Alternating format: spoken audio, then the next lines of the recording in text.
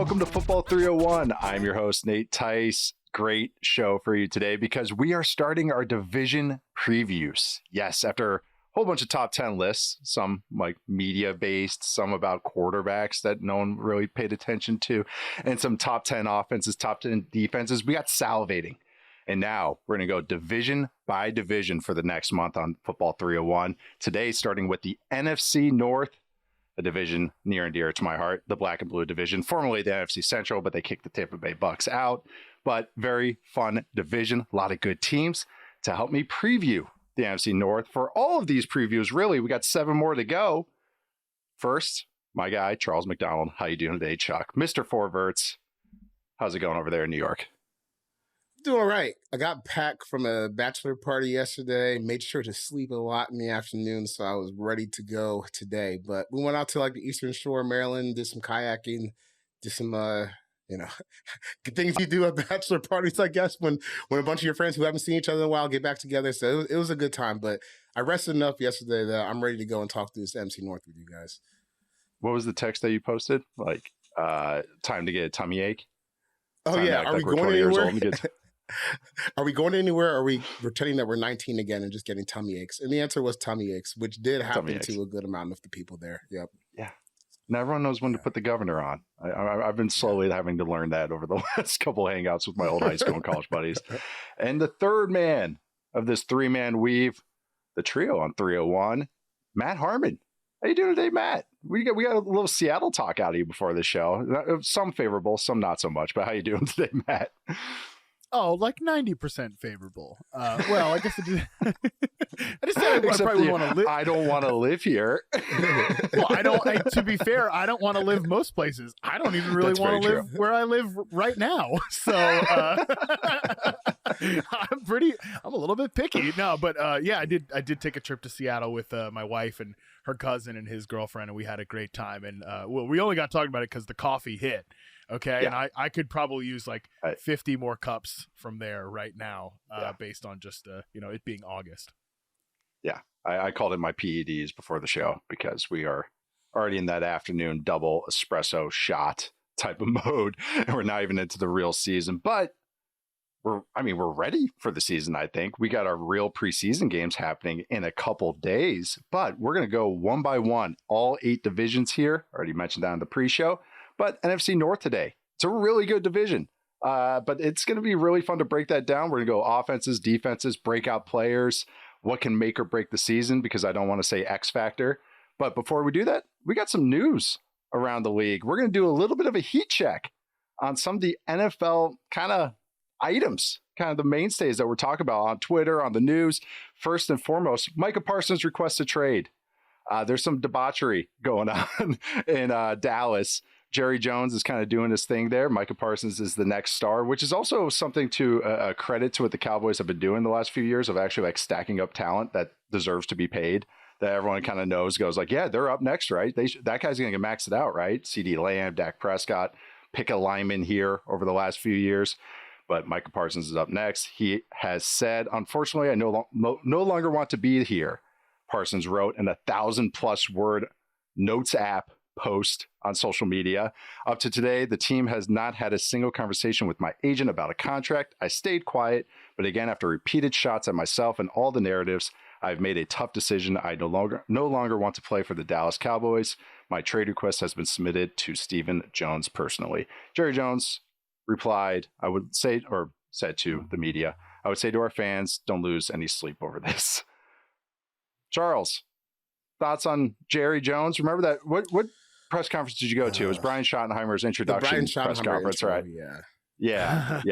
How are we feeling about Jerry Jones' methods here and whether Micah Parsons deserves to be paid and when he should be paid and all that good stuff? I just don't get why it always has to be a circus. Like, why does it always have to come down to like the last very second before you can sign someone to squeeze, I guess, every ounce of attention out of this? But like, you're the Dallas Cowboys. You're not ever lacking for attention. Dak Prescott doesn't have to say anything, and Stephen A. Smith will go up there and first take and debate, what color shoes he was wearing for, the next 2 months if he has to. So it's just weird that they're going through all this, especially when Micah said early this year, that he wanted to sign the deal last year, which means he would have gotten ahead of Myles Garrett and TJ Watt, which is ultimately like your competition for what this deal is going to look like. But I mean, as far as like being concerned, there's no way they're going to trade Micah Parsons. I would imagine they get down to probably the last couple of weeks or the week before week 1 when they get this deal done. But I don't think he's going anywhere.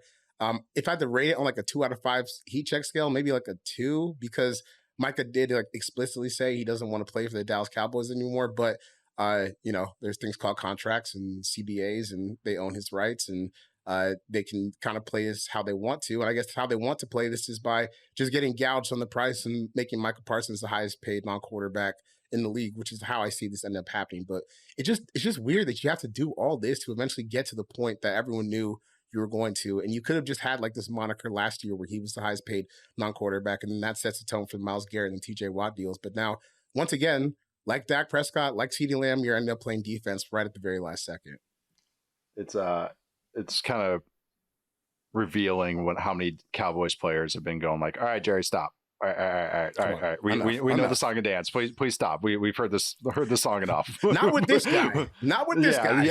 Especially the personalities involved. So you're at a 2 there. We're going 1 through 5 on the heat check scale. You're at a 2, 5 being the highest, of course. Matt, what about you?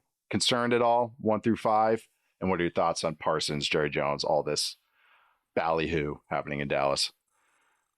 Yeah, I saw EJ Snyder from Bootleg Football say that Jerry must just imagine that the additional money that he spends on these contracts by waiting to the very last minute, he just must get put in the marketing budget, I guess, is basically like it's money spent on keeping the team in the news, which, as Charles said, is completely like nonsense. The Cowboys would be in the news no matter what, as if like this really helps anything.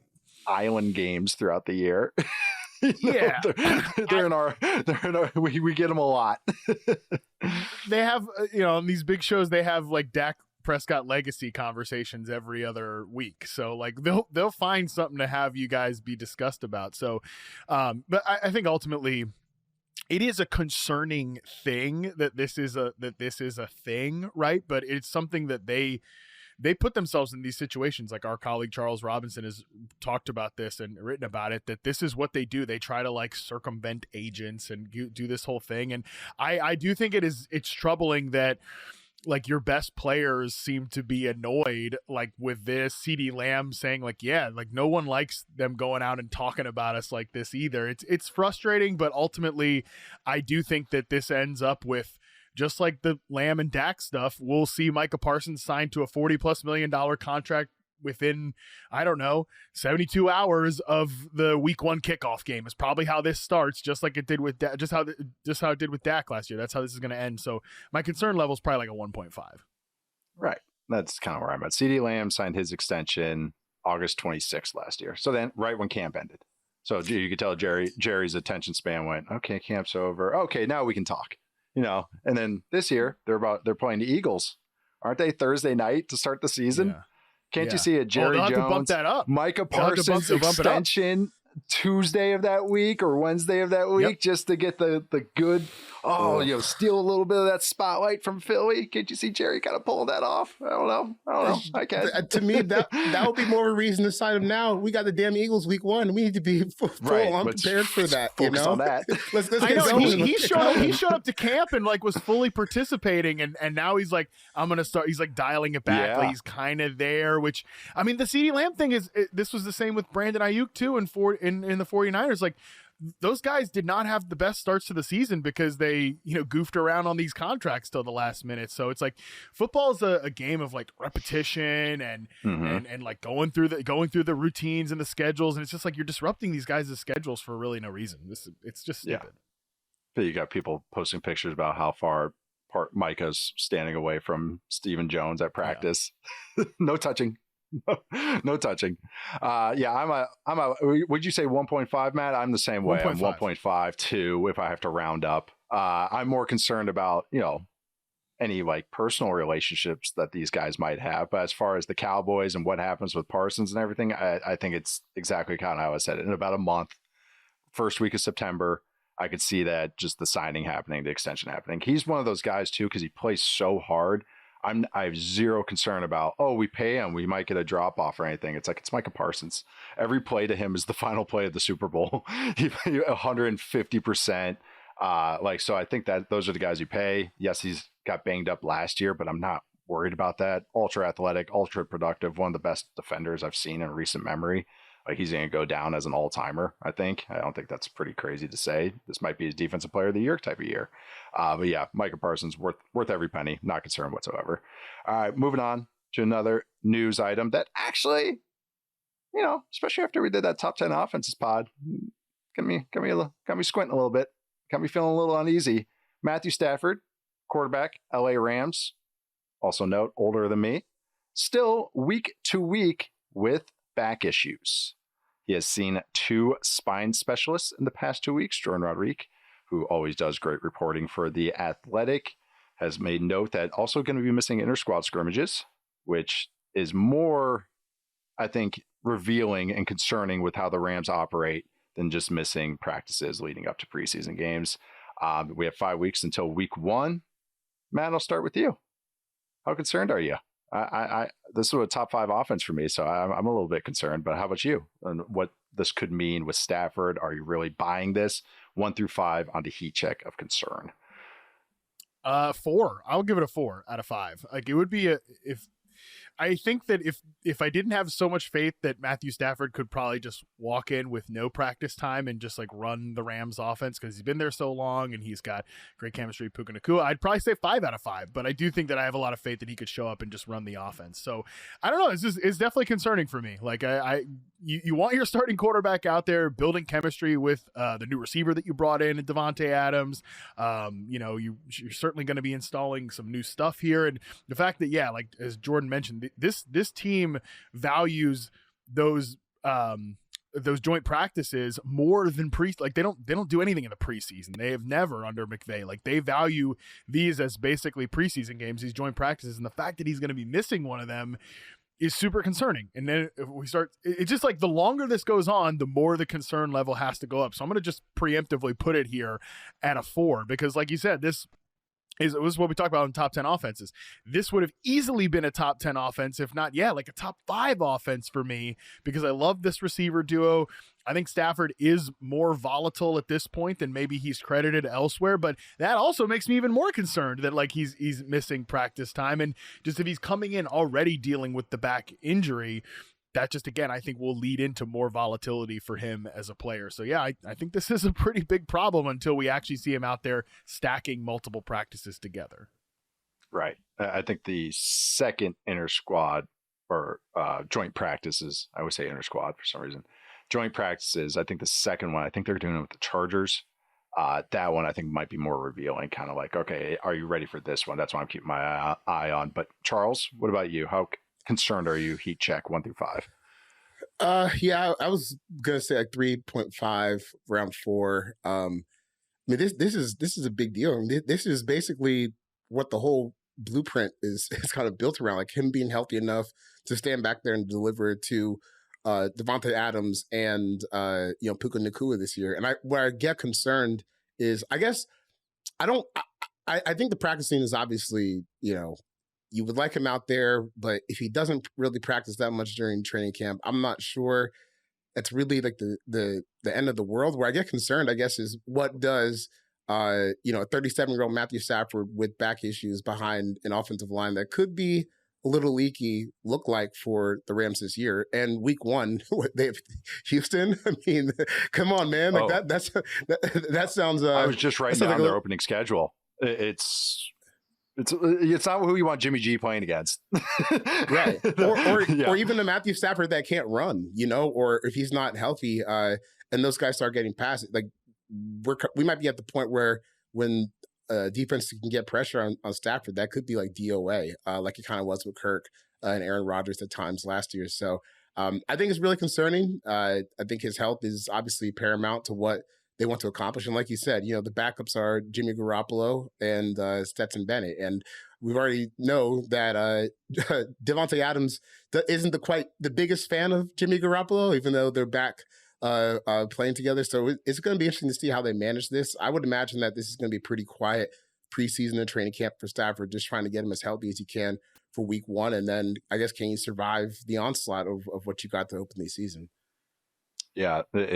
Start home against the Texans. When I think everyone's in agreement. It's a top 3 pass rush. I think the Texans got Titans at Tennessee. When Titans, they got Jeffrey Simmons, Devondre Sweat. It's not a bad pass rush at all. I think it's actually a top half unit potentially. Eagles at Philly. Okay, have fun. Home to Colts, and then a short week hosting the 49ers, and then they get a mini bye before they play the Ravens. So it's not fun, because even like the down defenses in that group are like, well, those units have some stuffs to them. They might actually bump back up. So yeah, I'm concerned. I'm at a 4. Back stuff is scary, as a analyst on this show can attest to. That's right. Charles Nobody over there. Yeah, that back. I can confirm that. Backs are no fun. And I just think too, given his age, it's not exactly a youthful age, but Stafford has tried his best. Like, he's kind of really played around with his weight. It looks like trying to stay as flexible as possible. He was running a little bit more last year, but back stuff and Alaric Jackson's battling the blood clots. He was already practicing, but it's still something to keep an eye on, because that could be devastating, obviously.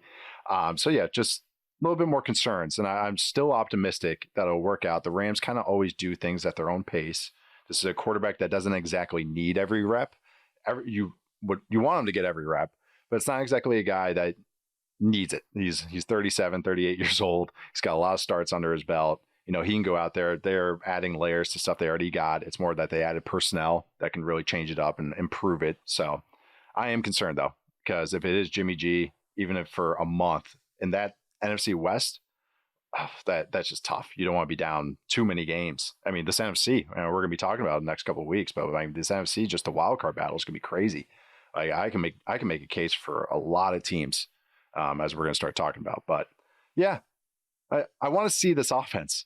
Please, just like healthy back. Just please, just at least give me a half a season of it, because I want to see this offense with Devontae Adams out there and just what they're doing. I just want to check out what they're doing. I know they're going to be doing some interesting stuff. So we're going to take our first break. We're going to start previewing the NFC North, starting with the Chicago Bears. All right, we are back. Time to start previewing the black and blue division, the NFC North, starting with the Chicago Bears. Looks like producer Stone went alphabetical order here. I was curious. My notes are definitely not alphabetical order, just who interested me first.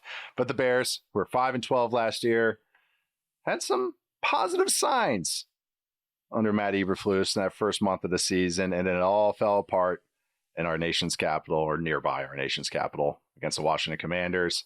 Bringing in Ben Johnson, overhauling the staff, Caleb Williams, year 2. There's some positive feelings, again, maybe about this team, but then also some sour taste going on right now, as Ben Johnson seems like he is a stickler for rules and details, which makes me optimistic. It seems, some ups and downs with the Chicago's Bear offense, but also, there's some positives with this defense too. So maybe there's a little bit of signs of that. But we're going to be breaking down the offense, defense, a thing or a player that can make or break the season, a breakout player, and then we're going to pick over under win total at the end using BetMGM's win total numbers. But starting with the offense, which just had a mock preseason game, a fan day, family day, whatever you want to call it. I think it was at Soldier Field.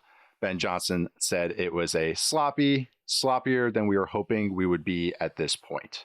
Most offenses are going to take a little bit of time, especially with a new regime, that seems to be just totally overhauling stuff, but not exactly where you want to be. Maybe 10 days into camp, entering week 2, week 3, entering that first preseason game. I'm still optimistic though, but spoilers. Matt, I'll start with you.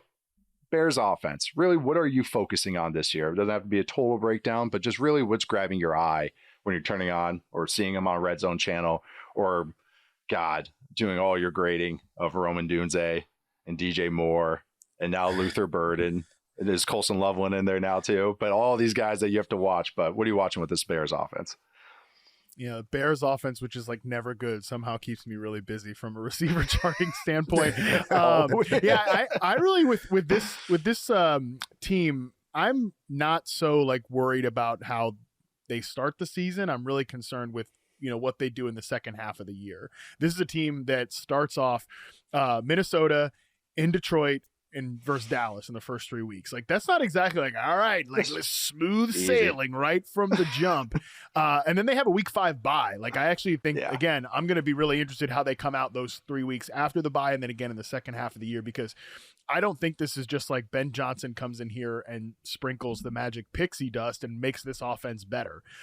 You mentioned this. He is a timing details coach. I talked to Odunze on the fantasy show about a little less than a month ago now at this point, and he was like, yeah, all the stories you're hearing coming out of camp, it has been exactly that. It has been a lot of like, he's hard on us, and Rome's like, I love that. And that is what those guys need, because that was clearly the accountability and like the details were just utterly lacking last year. So I think that, I'm excited about the Bears offense. I'm really excited about how they're going to deploy some of these players here, because they do have a lot of fun offensive players. I think hearing Ben Johnson talk about Rome Odunze as a prototypical X is like just awesome after how he was used last year in this really kind of I thought that'd excite you a little bit.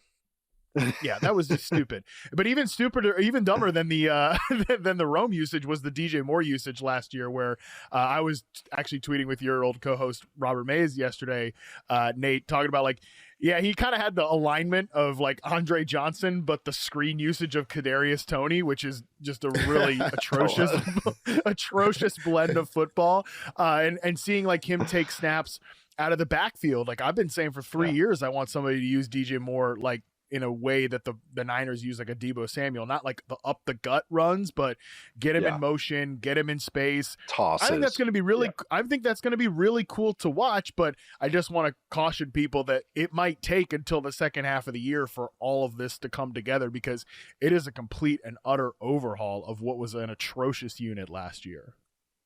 Yeah. How do you think, maybe with the tight end usage and everything, that this is kind of like these guys slot into a nice spot? Is there an angle for Luther Burden to kind of get in here at all? Because I know people have interest in him. Maybe not us, but people have interest in him. Yeah, I like Luther Burden, and I do think that he was a signal to that this team was pushing DJ Moore. So, like, tell me how DJ Moore play, because I think that those guys share a lot of like overlap in skill sets. I think that if Luther Burden hits his peak, he probably is used and wins in a DJ Moore type of fashion, where it is a lot of in-space stuff, but he can win against man coverage. But you don't want to be you want to deploy him off the line of scrimmage at the flanker position. You want to move him into the slot. You want to move him in the backfield. Whereas again, I think Odunze has this like his own individual role. Like, I think he's going to be on the field the most of these wide receivers. So, and I think they're going to play a lot of 12 personnel. I mean, I'm really excited about Colson Loveland in this offense, and obviously Ben Johnson is too. They took him 10th overall, but I think they're still going to play a lot of Cole Kmet. I mean, I don't think that, and I know the quote got kind of aggregated around, but Ben talking about, hey, the guys I trust to be in the right place at the right time and do the right things right now are not the rookies. He named off Olamide Zaccheaus before saying like Colson Loveland or Luther Burden, which I mean, that's not to be, that's not that surprising. So I think like all of these guys, like there's a lot of young pieces here. Even a guy I'm talking about is like, oh, he's the established X receiver. Like Rome Odunze is in his second season. So there's a lot of guys that need to kind of grow here. I do think, again, the second half of the year, that's when it's going to be really interesting to check in on these guys like Burden and Loveland and Odunze. And of course, Caleb Williams obviously has to play really well for this all to work as well. No, great note about the bye week. I was interested when their bye was too, because I thought the same thing. They could have a little uptick after that as I kind of clean things up. Charles, what about you? What are you focusing on their offense? Kind of like what's grabbing your attention?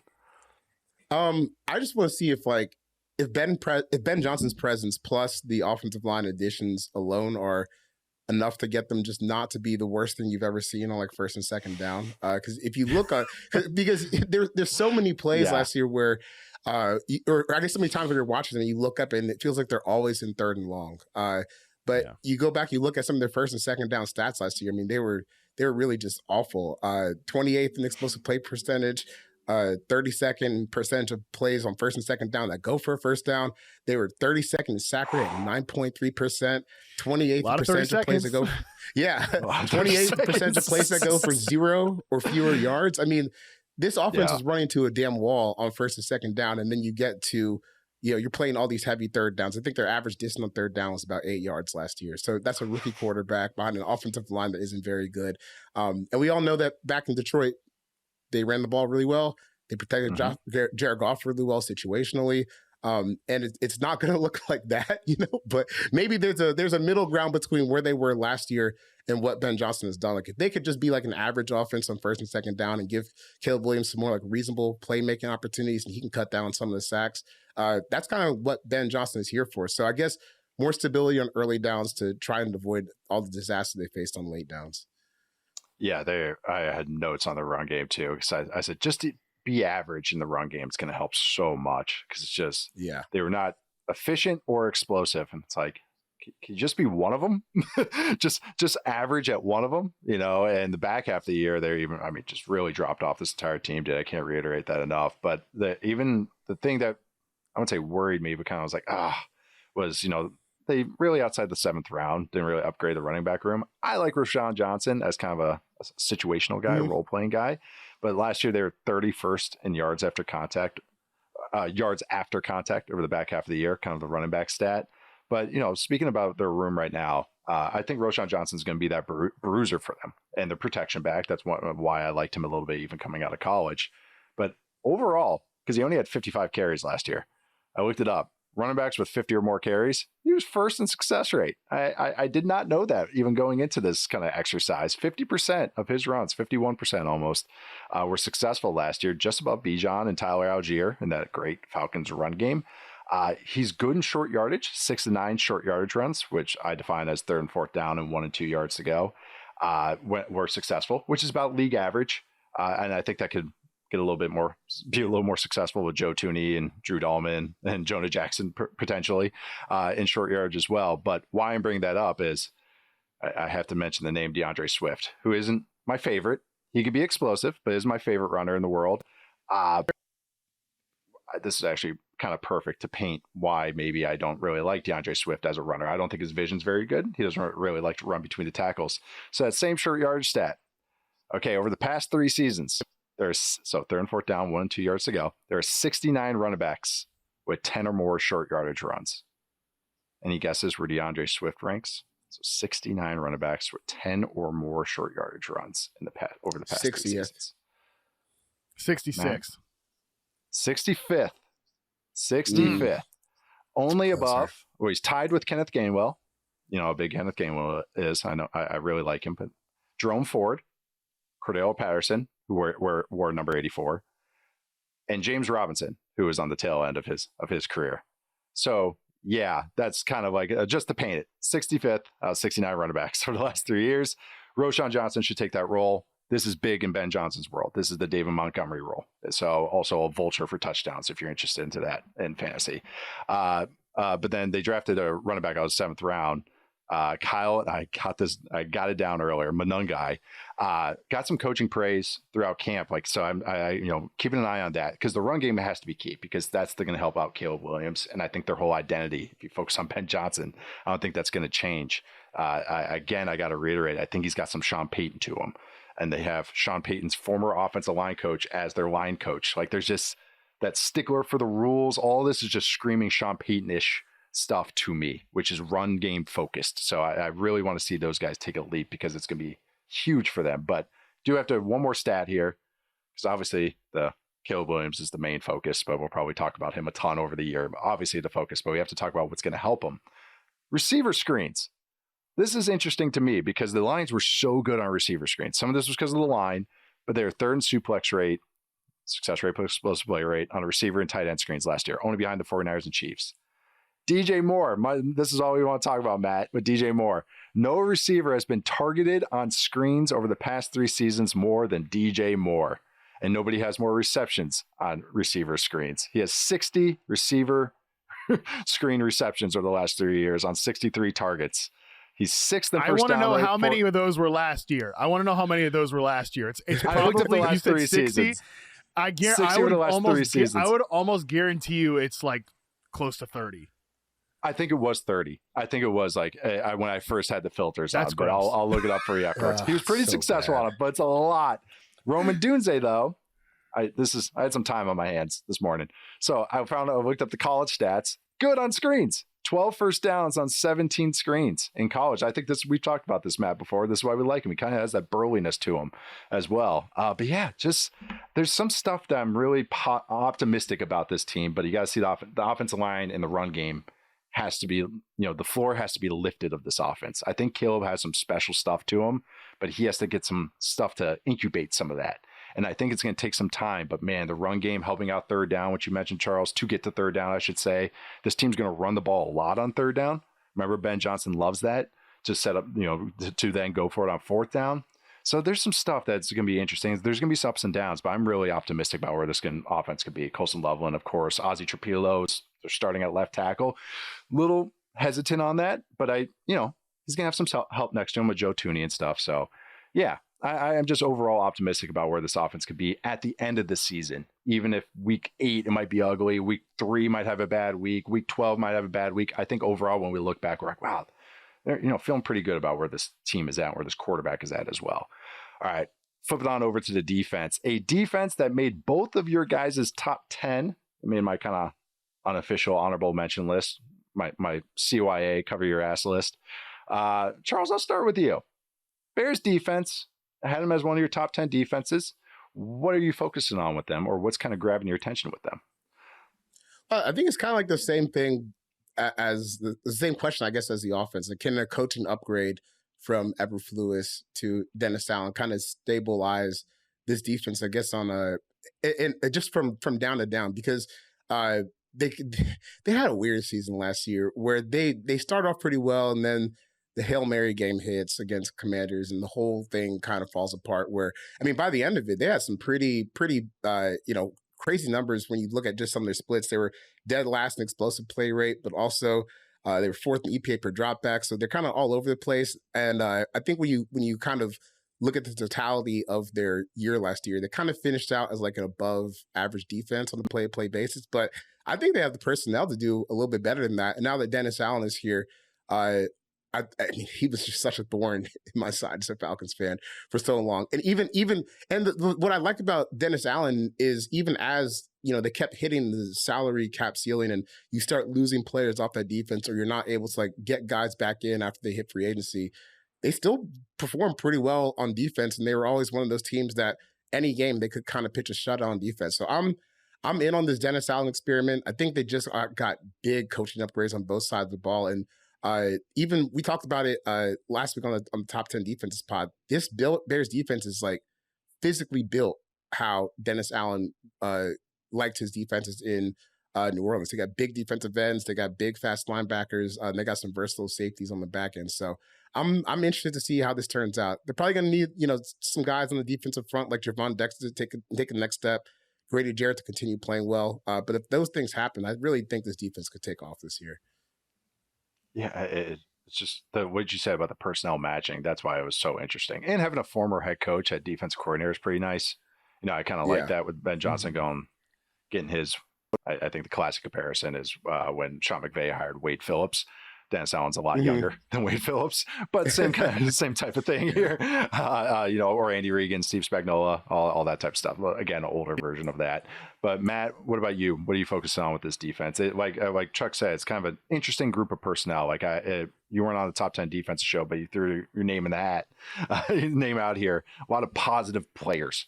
But what made you think that they were one of your better defenses?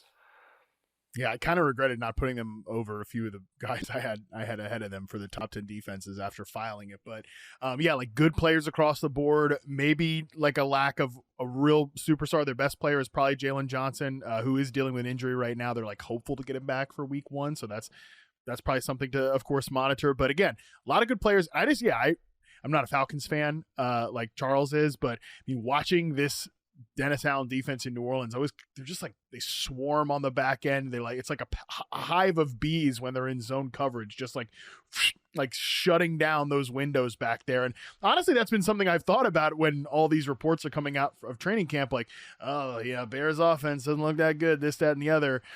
Maybe the Bears defense just kicks ass. Do we ever think about that? I think we don't do that enough this time of year when we're panicking about offenses in training camp. As you mentioned, Nate, defenses are generally ahead. And if I had to pick a unit of this too that I think is going to be better this year, I actually think the Bears defense has a much better chance to have a higher floor and ceiling than the offense does this year. Yeah, that's funny you mentioned that. Even the clip I saw from that fan day or whatever with Chicago. And I think Caleb had a rough day, but he has a throw where he kind of dirts it. And the look on it was, or the defensive look was like an all-out blitz with like a safety and a linebacker coming, and like two guys got clean, and so he's just getting rid of the ball. And I was just like, that seems like Dennis Allen. Just big burliness and just a lot of funk on passing downs. And yeah, again, the personnel matches the linebackers. Like if you saw how the Saints use, Werner and Demario Douglas, and just used them as blitzers and on creeper stuff, like those guys match that as well. Again, personnel matches with Edmonds and Edwards. So yeah, I think just overall this defense, I'm actually surprised they didn't make my top 10 defense, because they, even last year, I had them as one previous year. And then the first month of the season, they were top 5, top 8 in every metric. And then the Commanders game happened. So they kind of fell apart. But why I like them is just they have good players at a lot of spots. And I think their young guys are very interesting. And then they have kind of star quality guys like Kyler Gordon and Montez Sweat. Like those guys, even if you don't, maybe that star, maybe that step below, but very good players and very good starters. And then interesting corners. Yeah, I don't know. Just like a lot about what's going on with this defense with a good guy calling the plays that can just focus on it too. No longer a head coach as well. But next we're going to get to the thing or player that can make or break the season. That's not going to be Soldier Field's grass. That's not actually going to be my answer for this. But Charles, what was the thing or player that can make or break the Bears season for you? I guess all 3 of the interior offensive line upgrades, because I do think there's a level of risk with each one of the guys that they brought in. Joe Thuney, Drew Dahlman, Jonah Jackson. So you got Thuney and Jackson at guards, Dahlman at center. This is obviously an upgrade. I just find myself like being a little cautious when looking at where these guys have been leading up to this moment, where Jonah Jackson, the Rams dumped him for his 6th-round pick to the Bears this offseason. Joe Thuney, I think he's still a high-level player, but he's 35, and you're kind of at the point where you don't know where you're going to get for him. And Drew Dahlman, I thought in Atlanta was just kind of an average center, okay center. Like their backup Ryan Newsel came back and did, I thought, just about the same job that Dahlman did. So I don't think they might not be world beaters. I guess we just got to see how much better they are than what they had last year, which it should be an improvement. I'm just a little concerned that maybe these guys are at a point where maybe they can't just do like all the heavy lifting. It's going to have to be a little bit more collaborative effort up front. They were available for a reason, kind of thing. Yeah. They had to buy. They had to find different methods to get a couple of these guys, but it's like that's the aisle you're shopping down when you're desperate for a lot of O-line upgrades. Matt, what about you? What's your thing or player that can make or break the season? Yeah, I think it's quarterback. I mean, I think Caleb Williams is going to make or break this season. Like how quickly he adapts to this system and what Ben Johnson's asking of him. And yeah, I definitely think going from terrible to maybe acceptable on the offensive line is a big first step. Even if we're not going, if it's not going to be one of the best offensive lines in the NFL, it was, just certainly getting to a good place is going to be great for him. But yeah, it just comes down to how quickly he can pick all these things up and, kind of keep players a little happier too. Yeah. Especially, we didn't even talk about any, chemistry stuff going on with the receiver room last year and the quarterback. Vibes-based analysis, not great. I was trying to cover it. Not great. I just covered it with post Hail Mary game, and then that Cardinals game was a mess too. Oh, just game after game. It was all a mess. Yeah, remember the halftime touchdown they gave up? Yeah, it was like a 3rd and 17 touchdown or something like at halftime. Oh yeah. Yeah, it's when DJ Moore ran a route to the bench. Yeah, haven't charted one of those previously, but that was a first. Had to put that in the other category. Other, yeah, exactly. I know. I wrote down a couple kind of choices in my notes here, and it was the O-line and run game coming together. Caleb Williams, and I said Ben Johnson actually having the goods. I think he does. I'm a guy that was super high on him. Then I kind of became a little hipster on him, going like, oh no, he's not that good. Let's see what he does after the opening script. He falls apart, and then now I'm super high on him again after kind of how last year went. Even Charles, you mentioned this, I think, on the top 10 offenses show about the Commanders-Lions game. Look at the rushing success rate of the Lions offense. Like even in that game, that was supposed to be a horrid game. Like it was like a 65% rushing success rate. It's like last year there was not a lot of negative performances. I'm sure if I pulled it up, I'm sure they had positive EPA. I know it's just one way to look at it in every single game or nearly every single game. The year before they had a couple blemishes. I remember the Ravens game when Mike McDonald put him in the Lions tamer. But it was really, man, I'm very optimistic if people can't tell, which we'll probably get to in the win totals prediction. But yeah, I think Ben Johnson has the goods. But if he really does, on top of Caleb Williams being real, which I think he does, I think he is, then yeah, this could be a cool season for the Bears, or optimistic one. All right, next category, breakout player. Matt, I'll start with you. Who you got for the Bears breakout player? Yeah, I do think Rome Odunze is going to lead this team in catches and receiving yards. So I do think he's the breakout player for you. Yeah, I mean, come on. I won't pick a receiver for every single team, but I'm going to stick to the hits here. I do think, again, like this is a body type, by the way, that they were looking for in Detroit. Like I think too much of the analysis of Ben Johnson's offense coming here in Chicago has been like, who's going to be in the St. Brown role? Or who's going to be? It's like that's not what's going to happen here. They're going to map usage and the scheme to the personnel because that's good coaching. And the Lions, they brought like Tim Patrick and Allen Robinson in at like cut down day last year. They traded up for Isaac Tesla, who ran out as an X receiver in the Lions preseason game. Like they've been looking for like a big bodied type here. And I do think that that's going to be Rome Odunze for this team. And I love just what Ben Johnson's talked about with him and that's a details guy. So I'm very excited about him this year. I mean, they employed Josh Reynolds for a minute too, like that. Yeah. In Detroit too, like they had a type. Look at every undrafted free agent outside. Well, he's different, but Khalif Raymond is his own little thing there.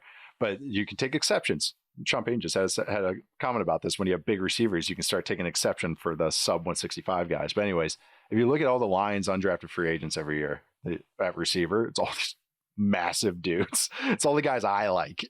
6'3", 215, power slots, X's. Like they have a type that they like. So yeah, no, it's a great point that I think Ben Johnson shares that a little bit. Again, I think he has some Sean Payton to him, and I think Dan Campbell does too. Charles, breakout player for you. I have a bet in my back pocket. No, I was going to go Odunze. Oh. Yeah, I was, but Matt, I just read my mind and stole it from me. Speak to it. I mean, he's my top one too, but I had a backup option. No, I honestly, I should have had a backup option, but I thought maybe I might get Matt on one, and he wouldn't pick the wide receivers. So I like Odunze, man. Everyone was so high on his talent last year, and it was just a disaster from an organizational standpoint, execution standpoint. So I almost, it's not like you want to say, oh, this is like the actual rookie year, but it's got to feel good with like the level of clarity, at least that Ben Johnson is trying to provide for them on offense. And just another year of Caleb Williams. He got some offensive line improvements. I think those things should kind of lead way to a big Rome Odunze improvement. And also, everything that Matt said about Odunze prior to this too. Yeah, Odunze was my top choice too. Darnell Wright is a low-key choice. They're a right tackle, more of like a national recognition one, kind of get some competency around him. Everyone goes, oh, he's actually good. He's a Pro Bowler this year. Also, a note before we get to the other teams, the right tackles in the NFC North. It's a good group. You got Darnell Wright, Brian O'Neill, Zach Tom, and Penei Sewell. That's a good group right there. A highly paid group as well. But I'm going to go with the obvious one. I think Caleb Williams. I think he'll end up being, I know it's make or break, but I do think that there's going to be some breakout to him. Again, second half of the year. I have optimism about the growth he's going to show throughout this season. I think I'm very optimistic about his pairing with Ben Johnson. I mentioned this before. We've talked about a few times on this show. I do think Caleb Williams has more detail-oriented play to him. Like he at sometimes is stubborn in the pocket. Yes, he has times where he'll bail on a throw, or I would say bail on an open guy, especially over the middle, look to create maybe a tad early. I think that's just going to be his style of play. But I do think as a pocket passer, there's way more to him than people are giving him credit for. That he's already shown. I don't think it's just theory or projection. I think it's actually what he showed in college and in the pros. I think some of this screen game, I already mentioned it, that's going to really speak to Caleb's game because I think he's so creative as a thrower. And he has so much more arm juice that's going to open up some things in the weirdest way because of his creativity. What I saw last year, even the games that weren't statistically great for him, there's just some of these flashes and just some of this, like, this is what this is the stuff that works. The pocket movement, the arm strength, the creativity. And again, he handled protections last year. Was all great all the time? No, but a rookie handling protections is significant to me. And now he's going to get some help around him to kind of insulate him a little bit. So again, it might not be this year all the way, but I think the second half of the year, I think we really see some cool things from him. I think we see flashes, but I think more consistent play. And I think it leads into a really positive 2026 for him. But yeah, Caleb Williams, I think he's going to live up to number one hype. Oh, the former Heisman Trophy winner, number one pick. Yeah. I'm really grabbing one here. Really fun. All mine were former first rounders. Really reaching in the deep bag here on Football 301 for me. But no, we're going to get to finally to wrap this up. Bears over under win total. It's at 8.5 on BetMGM. Charles, what'd you pick? I went under at 8. It's a tough division still, and there's a lot of room to improve from where they were last year. So I don't know if it's guaranteed you just get over the hump like that, but I do think they get closer to 8 wins than further down the path, like 6 or 5. Okay, Matt, you over under? I also went under 7 or 8. I think is a big improvement. By the way, they were 5-12 last year, and it's like a good vibes. It's a good vibes 7-8 win team. The Lions were not built in a day. The Lions offense was not built in a day last year. Like, that was an incremental effort. I think this will be as well in Chicago. So, like, Bears fans, you win 7-8 games. Your offensive players all don't hate each other by the end of the year. That's a W. I'm going to go slightly over. It's at plus 115 for a reason. I'm going 9-8 here. I think we get a winning record in Chicago. Again, positive about it. I think the more growth is, like Matt said, it's going to be a year or two, but I think they're going to sneak up on some people this year. Top half offense, top 10 defense, some good special teams. We didn't even mention Torrey Taylor, who's a weapon. All right, we'll move on to our next team where Ben Johnson came from. Detroit Lions, who went 15-2 last year before bowing out in the divisional round against the Washington Commanders. Lose both of their coordinators, Aaron Glenn, Ben Johnson. Keep their special teams coach, I believe. Keep Hank Fraley, offensive line coach. And, of course, Dan Campbell stays. Got a lot of continuity on this team overall. Quarterback, whole bunch of positions. But we'll talk about the offense first. Charles, what are you focusing on with the Detroit Lions offense? Just how quickly John Morton and Jared Goff and I guess the new offensive line kind of start to mesh because this team's they're still in championship window. You still got a lot of the same pieces. You were close to getting to the NFC title game again last year. They need to hit the ground running. And I think it's just going to be interesting to see where Morton and Goff and I guess Dan Campbell kind of come to an agreement on what this offense is going to look like. Because last time John Morton called plays, it didn't look like anything that Ben Johnson was running. And we've seen that this is kind of the style of offense that Jared Goff is most comfortable with, even going back to the Rams where he has the best years. Like if you can run the ball and you can build play action shots off of that and have that kind of be the core piece of your offense, you can be pretty damn good. But now you got Graham Glasgow starting center, Tate Ratledge, a rookie, is looking like he's going to play guard. So that's a pretty big shift from where you were last year, and you just don't really know how they're going to turn out. But luckily, like you said, they still got Hank Fraley, offensive line coach, which is going to be big for them as they start to get these new guys put back into the lineup. And yeah, it's just really interesting to see what happens to one of the best offenses last year. Now they have a new offensive coordinator, new offensive line, but the quarterback is still here. And also people are just like, I don't really know how much I trust the quarterback to carry like a really big load on the shoulders when it gets in the crunch time, So there's a lot of questions here, but still so many good players that they should have a good year on offense. I know so many questions, even though I think we all had them as a top 10 offense pretty easily, right? But just had questions about it, just because of who they keep bringing back. They got so much star power, or they really do, or at least good player power, I should say. But Matt, what about you? What are you focusing on with the Lions offense? Yeah, I agree with Charles. We talked about it on top 10 offenses. Like, I don't really want them to change very much on offense, especially in the passing game, because like this is, and I think there's like a push in the fantasy community. It seems like this happens every year. People want like Jameson Williams to take away from Amon-Ra St. Brown. I'm like, are you crazy? Like the reason Amon-Ra St. Brown is so good and so productive is because he's quite literally a perfect Jared Goff wide receiver. Like that is what Jared Goff wants to do. He wants to get the ball out over the middle, and that's where St. Brown is always going to live. Now, Jameson Williams obviously had a really successful season, and I love that they've been talking about him in camp as if like he's a breakout player. I'm like, dog, he broke out last year. We don't need to do this again. Like, but he does great work over the middle too on these crossing routes. So I don't want to see much change here from a pass design standpoint. To me, and I think this will be like make or break too. It's just it's the interior of the offensive line. Like that is just the key thing to me.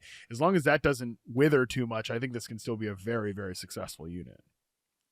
Yeah, that's the Jameson Williams stuff is funny. And we also mentioned this in the top 10 offenses where he was talking about how Morton is letting him have some more freedom. We're like, I don't know if I like that. I don't know if it's too much. Okay, let's just keep this thing on the rails. Looking at the offensive line too, which was like, all right, do they take a drop off there? Because that's where this offense is built, even with the skill player talent. I mean, the running backs are ridiculous. Jahmyr Gibbs, David Montgomery, Sam Laporta, tight end. I mean, on top of the receivers is, Graham Glasgow's serviceable. It's just that he's not Frank Ragnow. That's the okay. So we're going from excellent to solid, and that's a couple tiers to me. And Christian Mahogany I like, and Taylor Decker I like. Of course, these are solid players. We got a rookie at guard, and Penei Sewell is really good. Really, really good, I should say. But it's just that if there's a drop off there, and if it's kind of the good times can't keep it on, like what insulates them, what helps them on, what lifts up the floor. I think the run game will always be there, regardless, because they have enough talent and they have enough skill at running back. But, it's just that it's hard to score 500 points a year, especially when you're switching coordinators. And I looked at John Morton's 2017 Jets stats because I can't help myself. 31st in success rate, 32nd in rushing success rate, 18th in passing success rate. The bright side is the Lions are way more talented than the 2017 Jets that had Josh McCown and Bryce Petty at quarterback, Robbie Chosen. We just signed with somebody, 49ers. Jermaine Kearse, Austin Seferian-Jenkins, remember that name? 32-year-old Matt Forte and Bilal Powell. So he has a little more talent at his hand, at his disposal. So it's kind of, I ranked him ninth. And I feel kind of comfortable where I had him, where there's going to be a drop off, but still good because they just have so much. Defensively, also lost, I already mentioned this, but Aaron Glenn, I might have been a little harsh on them. You guys had them both as top 10 defenses, correct? And I think didn't. They were one of my first ones off, but I regret not having First one's off, okay. Yeah, I kind of do too. Charles, you had them, though, for sure on. Kind of reiterate maybe what you're focusing on first, but also why you had them as a top 10 defense and why maybe you're optimistic about it. Just looking at the depth chart, really, they just have a lot of good players on defense. You're getting sometimes it's that easy, though. I mean, really. Yeah, I feel like with defenses, with how volatile it can be sometimes from year to year, just keep stacking talent where you can, and at least you add DJ Reed, which is a pretty big addition. You're going to get Aiden Hutchinson back. He got out. He was out so early in the season that he should be ready to go. Week one. Maybe Lee McNeil is going to take a little bit more time to get back because that was a late season ACL tear, but you spent your first round pick on Tyreek Williams to kind of be prepared for that. And even in the second level where you look at Jack Campbell and Alex Anzalone, that's a pretty good linebacker duo. So you got first time Kelvin Shepard, who's going to be calling the plays as defensive coordinator, but at least he's someone who's been on the staff for a few years. He's worked with all these guys for the past couple of years. So as long as he can come, I guess, come correct from a game plan standpoint, I think this should be a pretty smooth transition from going from Aaron Glenn to Kelvin Shepard, provided they can avoid the injury bug last year, which was really one of the more crazy things that I've seen, one team and really one side of the ball get hit with over and over and over again. Because it wasn't even just like their starters, like their basically entire defensive line depth, especially the edge rush depth, got decimated by injuries early in the season. Even guys like John Kaminsky and Davenport, who they were hoping for, being contributors last year, weren't able to play. So I don't know. I looked at each level of their defensive line and like, man, there aren't really too many teams that, or at each level of their defense, there aren't really too many teams that are putting this consistent level of talent on three levels of the ball. So that's why they got top 10. I think Shepard will be just fine. And speed and size. Yeah. FTN Fantasy, they, Aaron Schatz, they have adjusted games lost, based on injuries and stuff. The Lions defense had the sixth worst defensive adjusted games lost ever measured going back to 2001. So yeah, that was pretty rough. Feels what they generous. faced on defense. I know it felt every week, and really, and I'll let you go in a sec, Matt, or talk about this in a sec, Matt. But like, I remember going into the divisional round, finding the stat, and this was the defense ranked first in pressure rate on 4-man rushes last year, or the second half of last year. Remember, they traded for Zadarius Smith, who's not there, but I thought to myself, I was like, well, they lost Zadarius Smith, and I was like, well, then they regain Defensive Player of the Year candidate Aiden Hutchinson. It's like, okay, all right, we'll call that even trade, at least at the very least there. So like, they, even with the injuries, they're still doing stuff. It just kind of caught up to them against Commanders, and when they didn't really do anything schematically that helped them out. And they also had some weaknesses against no huddle, which they didn't fix, which I thought was still surprising. But anyways, Matt, what are you focusing on with the Lions defense this year? Yeah, honestly, like, the defense took a lot of my attention in prepping for this show, because I think that, like, honestly, spoiler alert, I think the thing that will make or break the season is Aiden Hutchinson's health. Like, if he can play the entire season, because I think this defense, like, if the offense regresses a little bit, the defense takes a step forward. I think that can even out the win total here, and they can still be one of the best teams in the NFC, even if they're not a top 3 offense in every metric across the board, which we're obviously all expecting based on where we ranked them on the top 10 offenses show. And like, if Terry Arnold takes a step forward, he'd be my pick for a breakout player here.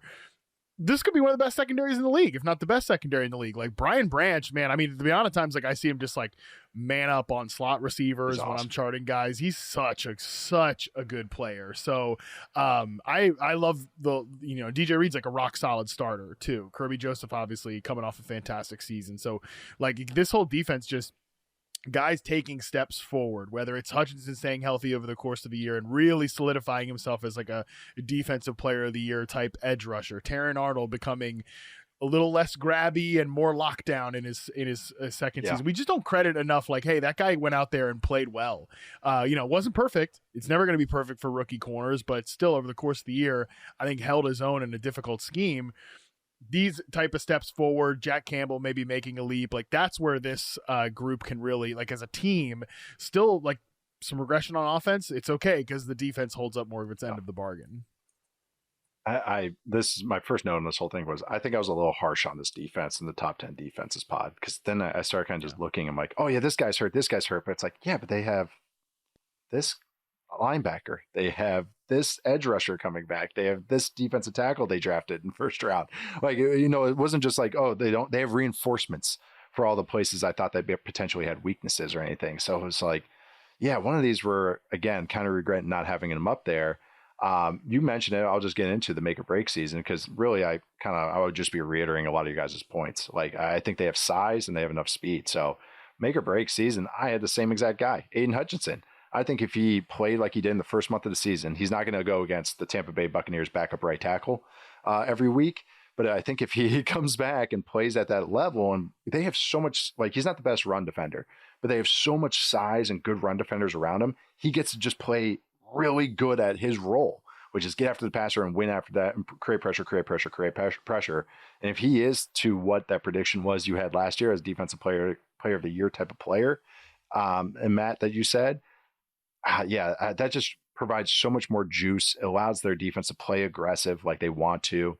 You mentioned this, Charles. Kelvin Shepherd being on the staff beforehand kind of gives you some optimism about transition. It's not bringing in somebody from the outside. So, yeah, Hutchinson kind of just starts there. It's not just him, but just starts there, make or break in the season. Charles, what was your make or break player / thing?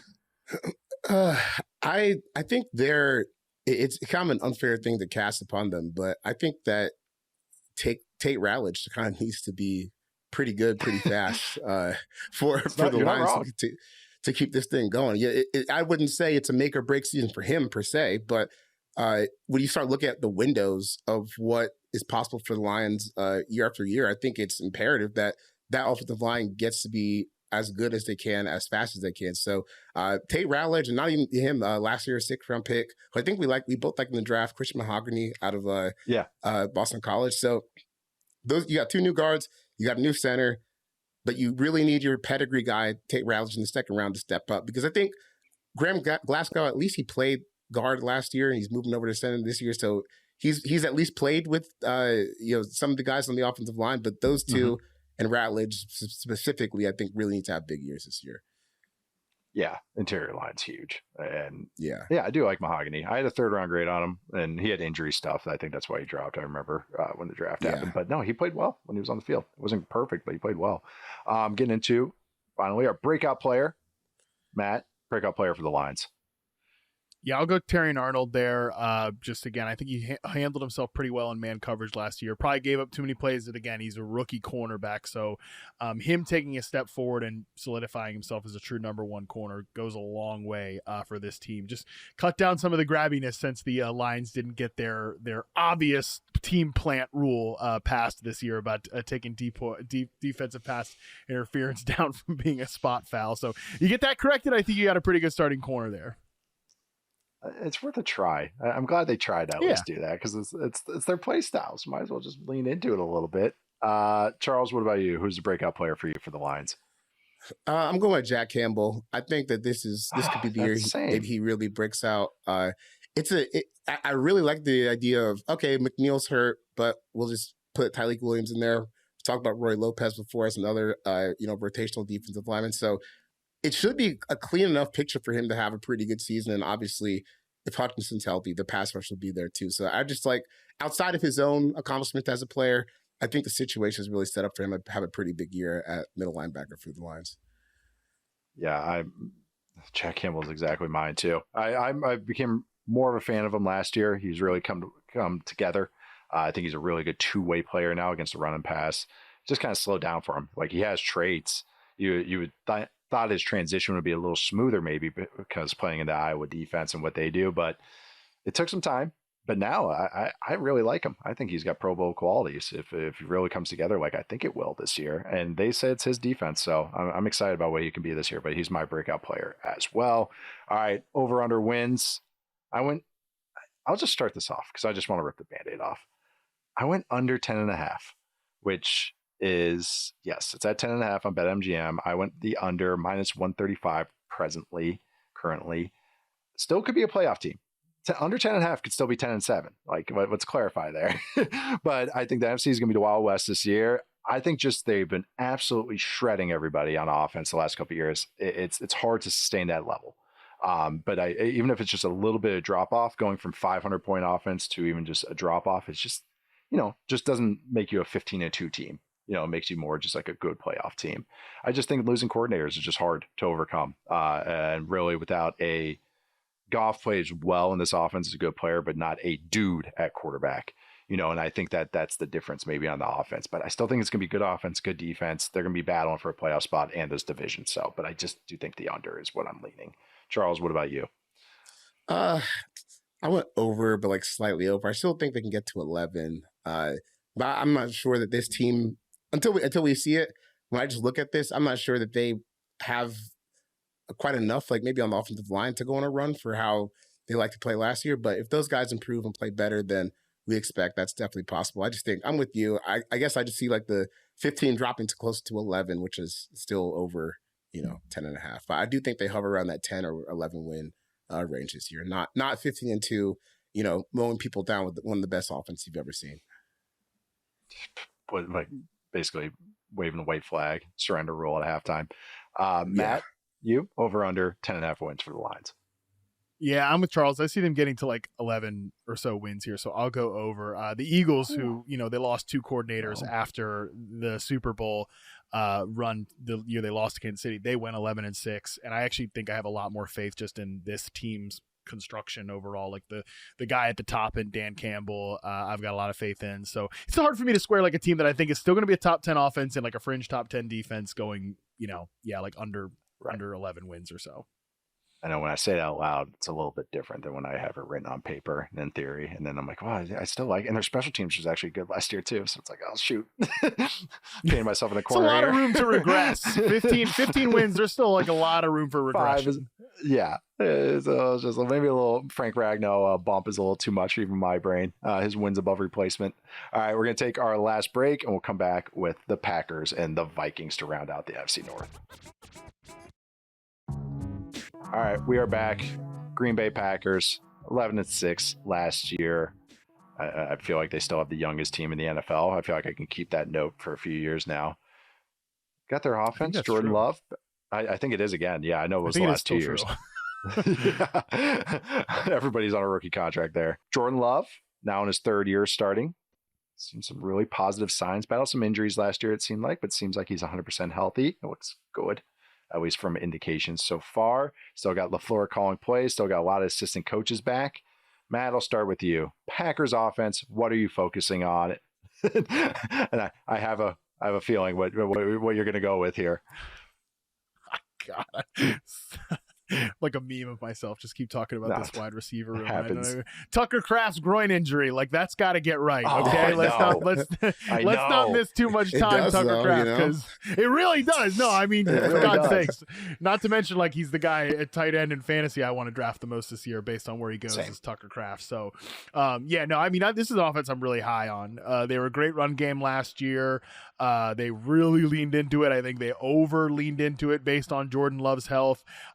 I'm interested like what Aaron Banks brings to this team too. And, they're shuffling Elton Jenkins around. Like that could be if it hits, it's a lot of size, could be an interesting duo in the middle there. And like, that's part of what they signed Josh Jacobs for last year was I think they wanted to get a more diverse run game. They wanted to kind of go away, just like most of the coaches in this tree, they want to move a little bit away from the outside zone world and run more gap and like be a more physical run team. And I think that worked obviously to a great degree with Josh Jacobs last year. Now I think they want to double down on that again this year. Obviously Aaron Banks has been in San Francisco as they've transitioned away from some of the outside zone stuff and been more of a duo run team there with Christian McCaffrey. So, I mean, that I think really, look, as much as obviously, I could sit here and talk all damn day about the receivers and Jaden Reed not playing in 2 receiver sets and all that. I really think that obviously is Jordan Love's health is what's going to make or break the season. But ultimately, like that those two guys on the offensive line gelling is a big part of this. Why doesn't the slot receiver play not in the slot? Well, you hear yourself?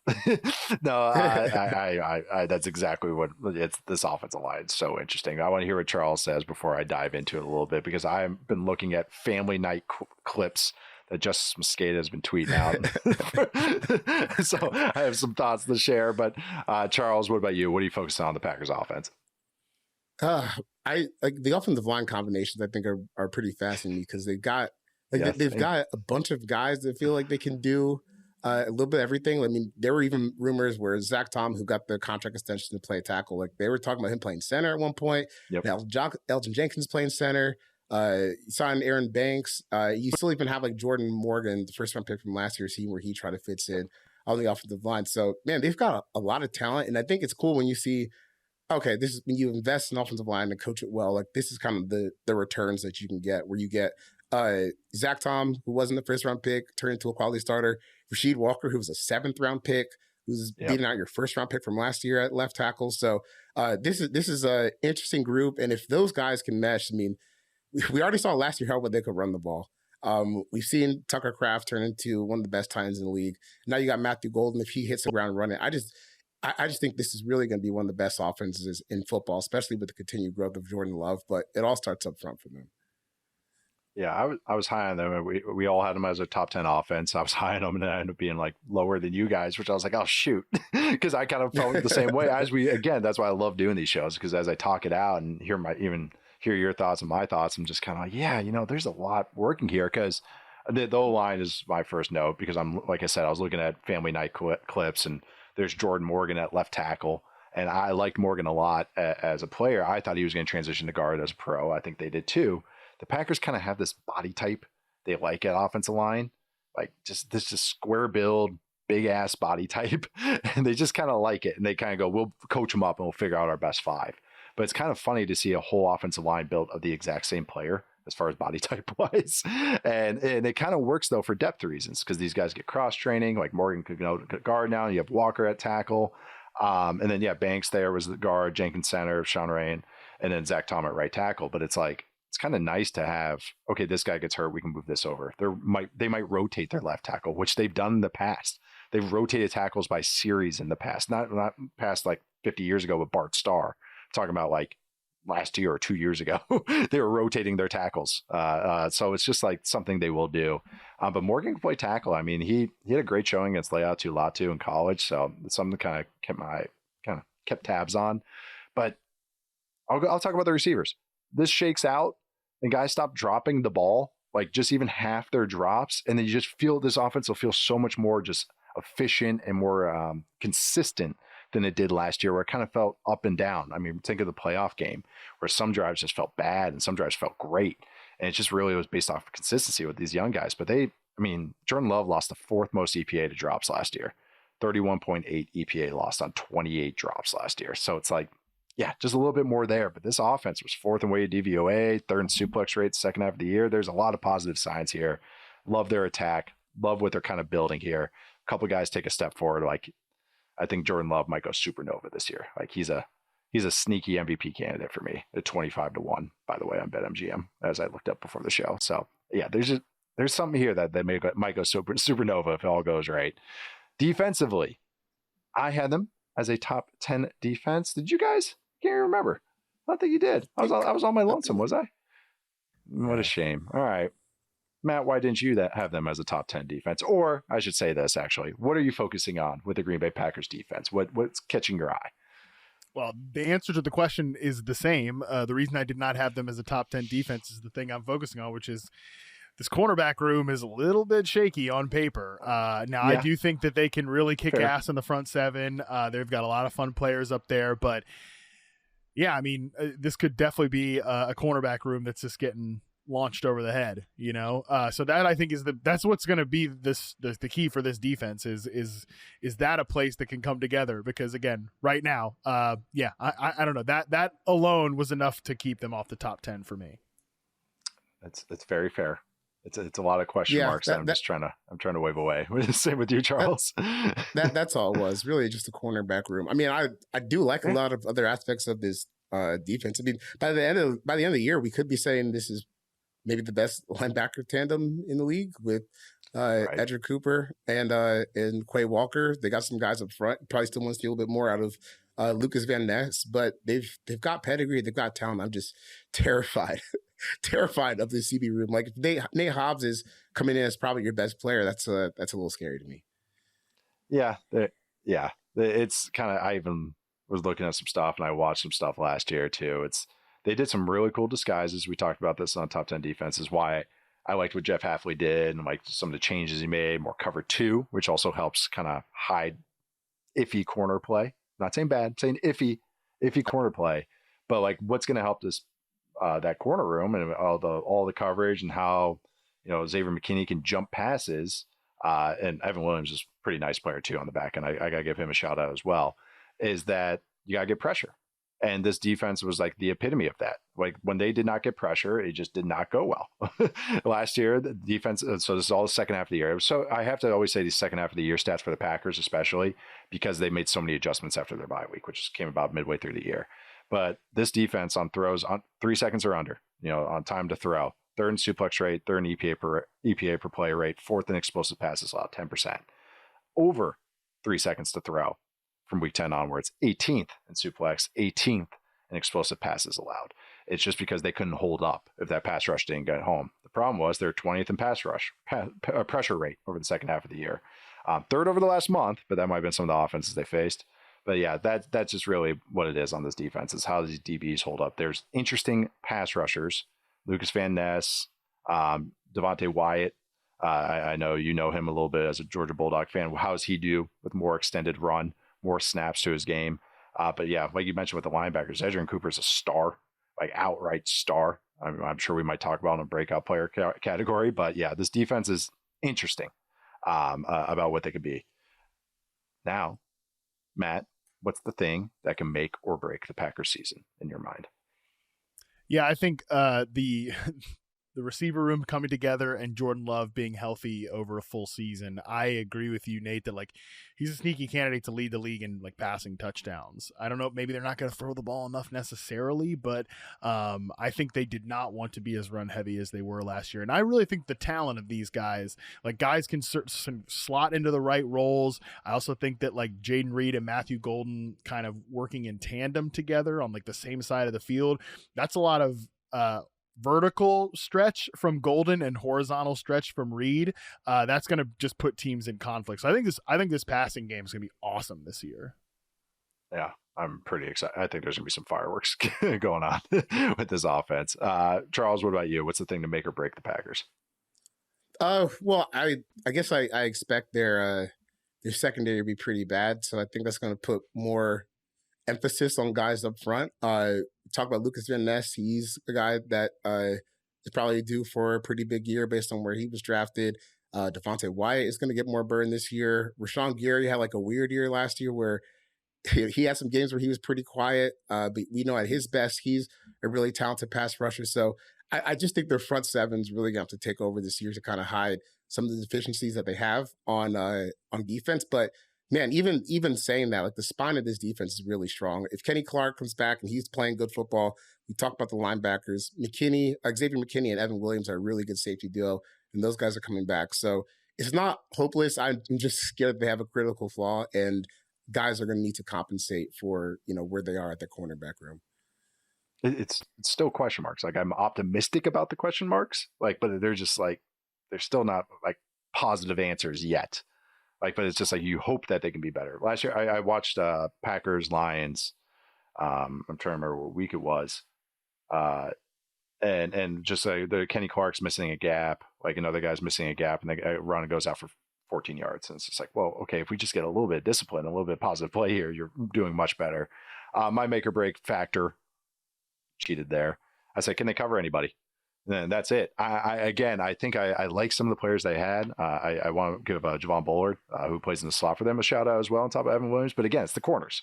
You can hide it with scheme, you can hide it with the stuff, but you only can do that so much, because then you're saying, well, we can't run man coverage, or we can't do this. And then you become predictable as the season goes along. So if they can cover legitimately outside of just their funky looks and cover two looks, that this defense takes the leap. And that, I think, also going to start with the pass rush. So really, pass rush, can you cover anybody? A lot of question marks for a top 10 defense that I had. Breakout player. Matt, who's your breakout player for the Packers this year? Yeah, I went with Edgerrin Cooper here. Somebody that, like, if this defense is going to reach the potential that you kind of have for it here, I think there's going to have to be a couple. Like, somebody's got to truly ascend into kind of that star category, because I don't necessarily think they have one of those guys yet. But he's the best candidate to do it. 3.5 sacks as a rookie. If he can take that up to like 5.5, 6, something like that, that's really going to be a big part of this here. I kind of compare him to a guy like he's what Devin White should have been, for the Bucs, like a fly around guy, tone setter. That's exactly right. Put pressure the quarterback, but not a nightmare in coverage. So like let's hope he becomes that type of player. The irony is that he's the Levante David to Quay Walker's Devin White in the weirdest way. So that's a pretty good combo, I think, in Edgerrin Cooper. That's a good one. Charles, what about you?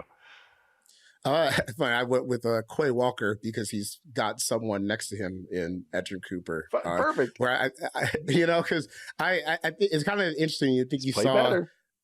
Yeah, in the early part of Quay's career, maybe he's not your Mike.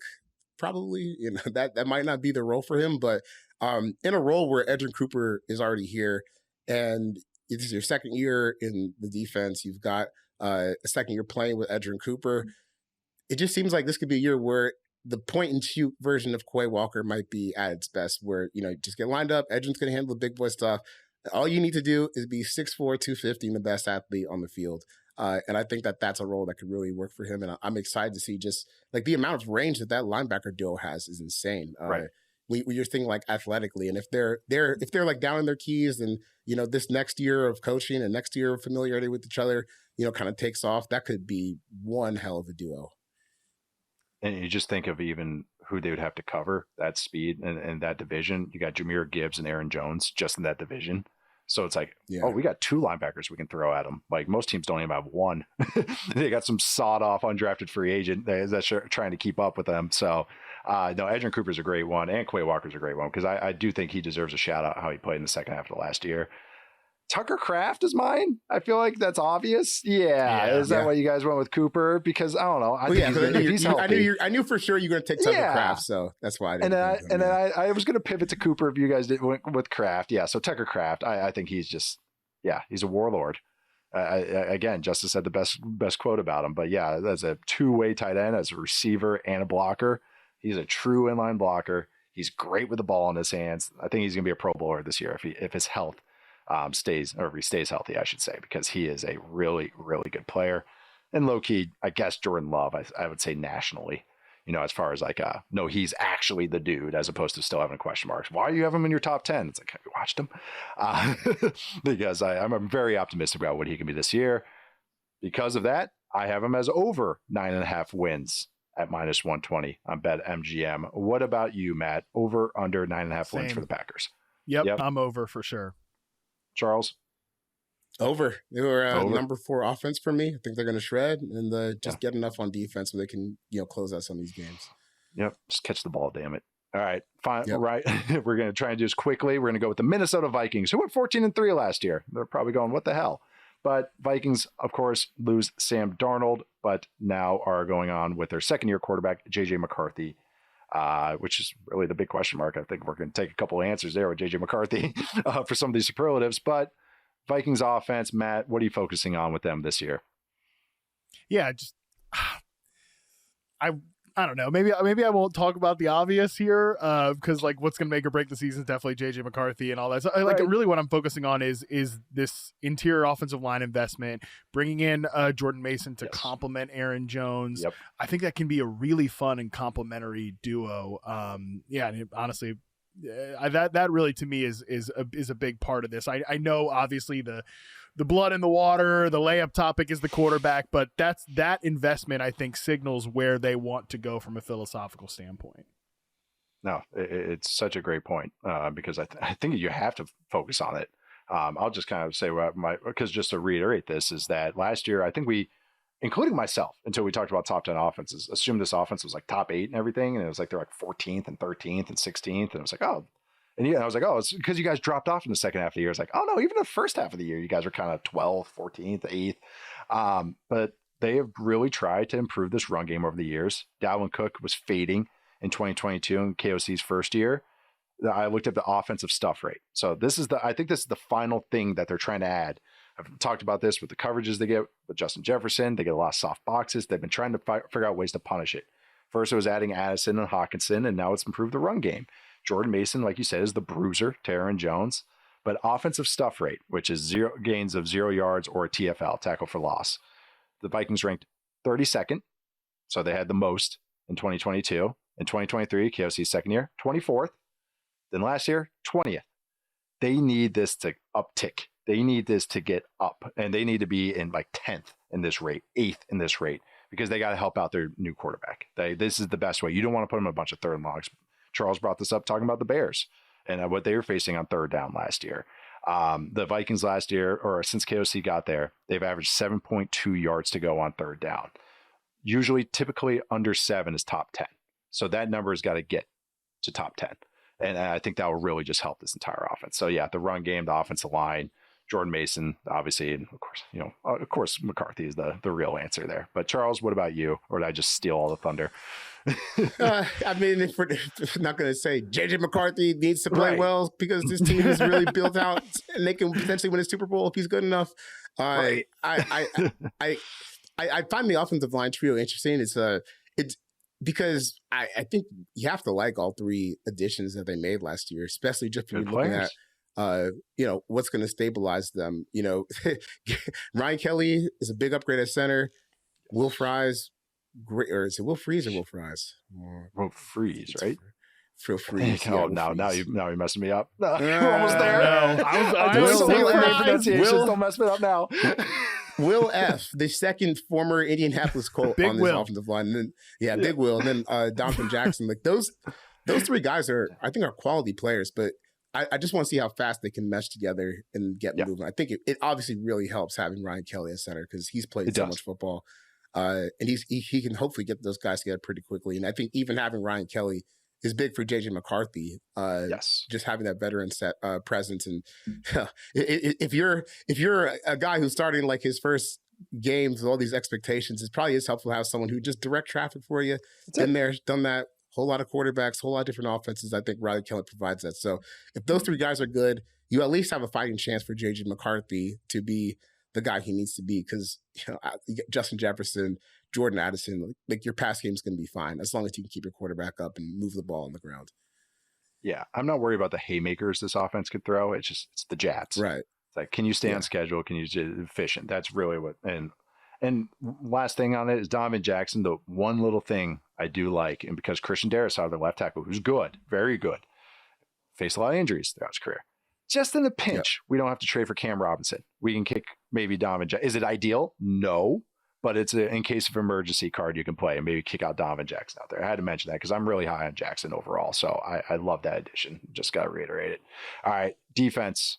We all had them as a top 6 defense, not even top 10, top 6. Matt, why was that? And what are you focusing on the Vikings defense? Yeah, I would say the thing I'm focusing on is probably the only thing that would maybe hold you back is this is another like outside cornerback optional team, right? They signed Isaiah Rodgers, who's like kind of a nice role player. They're hyping up Jeff Okudah. It feels like Jeff Okudah is like the Devontae Parker of cornerbacks. God. Like every year is his year like his 5th team or whatever. So, again, like that's probably the one area. It's not quite as bad as Green Bay on paper because like they have Byron Murphy and Byron Murphy played really, really well last year. But yeah, this is definitely the thing that you'd have to look at from a defensive perspective. Because otherwise, and also Dallas Turner, I'm sure you guys will talk about him, but he's somebody who has to take a step forward too, because a lot of their pressure was like manufactured and stuff like that. If they can become a team that does lock it up in man coverage and does get pressure with 4 more often, like then we're talking about we underranked them as a defense this year. Yeah, no, I know that's I think we top 10 defense spot. I loved our breakdown of it because that's exactly what I love the additions. It's just that they need guys to win one-on-ones. Charles, what about you? Vikings defense, what are you focusing on? It's the same things. Like I guess they're largely here because of Brian Flores, right? Because I think if you just took this group of players and you just threw them out there with like any league average defensive coordinator, you probably don't feel quite as good as where Brian Flores had them last year. But it's like Matt said, just getting more guys that can win some one-on-one matchups. And I don't really know. I guess I'm not really sure how feasible it is this year because I still think they need to just get more first round talent into that defense. Obviously, they took a first round pick with Donovan Jackson this year, but they spent a lot to get JJ McCarthy and Dallas Turner the year before. So you're still relying on not undrafted but unrestricted free agents to come in and kind of be plugs for your defense. So you get Jonathan Allen, who I'm high on this year. Javon Hargrave is more of we'll see where he is in terms of his health and his age and where he's playing right now. But I just still see a defense that's going to need a lot of manufacturing, which is fine until we saw it's not. Once you get down to some of the later seasons and in the playoffs where the margins get thinner, you just kind of need guys to win their matchups on the ball. Just remember the top 10 rankings are for regular season, not playoffs. when you get maybe more detailed schemes picking apart your weaknesses. But yeah, no, we've said it 100 times. Defensive line improvements is what I'm focusing on, how much they help. I trust this scheme. They shifted to a lot more. Brian Flores has shifted to even more zone. They were 3rd in zone coverage last year. So I don't want to spoil my breakout players. So to talk about the one last thing. So we'll go thing that can make or break the season. I'll just get mine out of the way. Pretty obvious here. JJ McCarthy. You guys got anything different? That's really the question. Yeah. No, that was it. Do we just more layups in the offense too. It's worth noting, by the way, like Justin Jefferson's out with a soft tissue injury. Like Jordan Addison's going to be suspended to start the year. This might be another like, hey, let's have a little patience with this operation to start the season at least.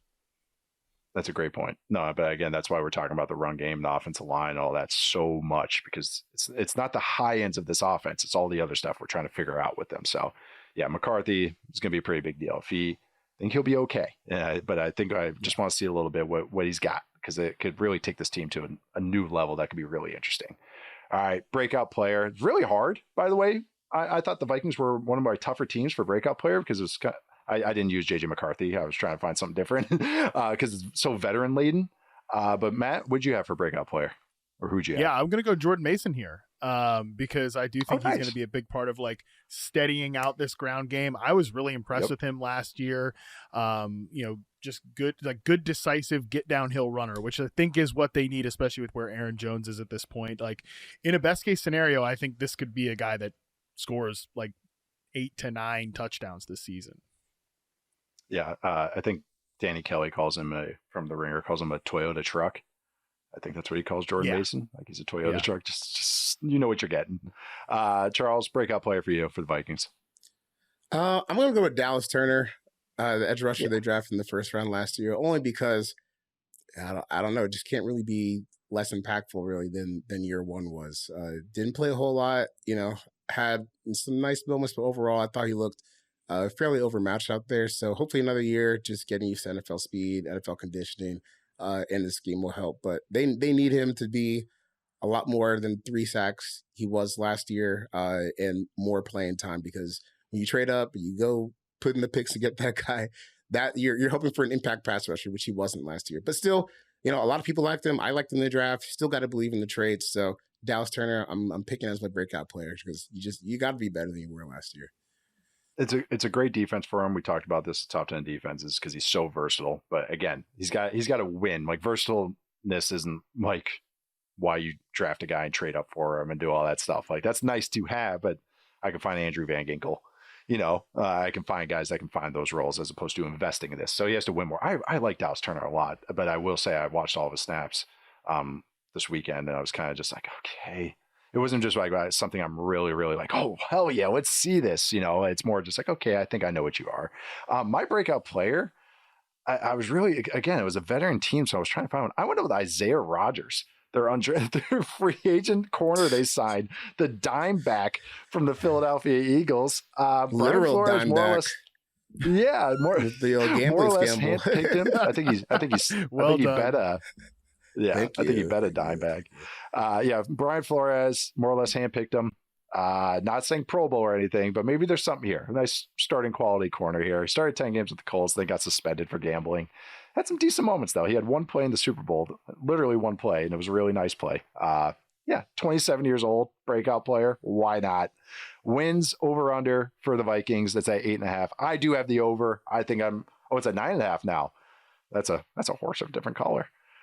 Oh man, now that's a little dicey here. I'm still going over. I think McCarthy's gonna be okay. Oh no, that's no. I'm going under. I'm going under 9.5. I think they're gonna be 9 and 8. I'm going under 9.5. What about you, Matt? Yeah, 8 or 9 wins, I think here. So I would go slightly under as well.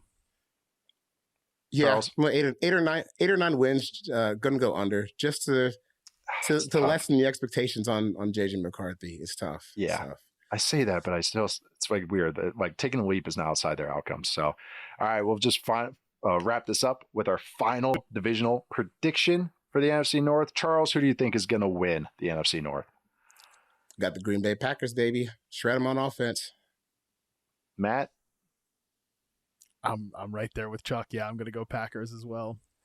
Are we? Okay, I'm also going Packers. I am also. I did it last year, and I'm going to do it again. Damn it! It's the siren song of youth. I think they're just going to take a leap. But yeah, I think if you listen to our team breakdown, you can hear how excited we are potentially about this offense, and maybe even what the defense could do. But very fun division with the NFC North. We'll be back Thursday. Oh, I'm sorry. We'll be back Wednesday with the AFC North. Keep it in the North. Nice and easy. We'll go north, south, east, west, I believe. But yes, AFC North on Wednesday, so make sure you check that out. I'm Nate Tice. You can find me at Nate_Tice. That's Charles McDonald. You can find him at 4Verts, and that's Matt Harmon. You can find him at Matt Harmon_BYB. Subscribe to us, follow us, rate us wherever you get your podcasts. Also, watch us on YouTube. You can check us out. We've got nice little clips there, a bunch of stuff on Yahoo Sports YouTube channel. So make sure to subscribe and rate us there. Thanks to Stone, Madison, and Ingrid behind the scenes. Thank you all for listening. See you guys later.